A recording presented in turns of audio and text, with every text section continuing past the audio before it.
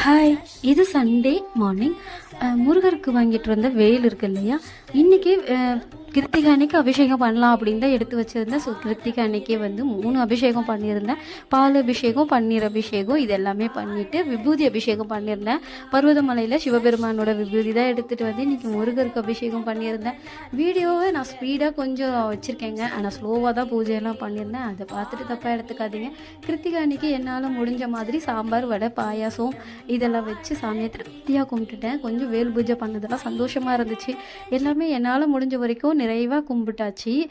வேல்மாறல் படிச்சிருந்தேன். வேல்மாறல் புக்குமே என் கைக்கு வந்துடுச்சு. அதுக்கு முன்னாடி மொபைலில் தான் வந்து நான் படிச்சுட்டு இருந்தேன். கொஞ்சம் கஷ்டமாக இருக்கும், ஃபோனையே பார்த்து படிச்சுட்ருக்கு. திடீர்னு கால் ஏதாவது வந்துடும், கொஞ்சம் டிஸ்டர்பன்ஸாக இருந்துச்சு. ஆனால் இப்போ எந்த தடையுமே இல்லாமல் புக்கை பார்த்து தான் படிக்கிறேன். தம்பி ஸ்கூல் போயிட்டதுக்கப்புறம் இன்னுமே எனக்கு ஹோரை நேரத்தில் பூஜை பண்ண வசதியாக இருக்கும். அண்ட் வீடியோ பார்க்குற எல்லாருக்குமே ரொம்ப பெரிய தேங்க்ஸ். எல்லாருக்குமே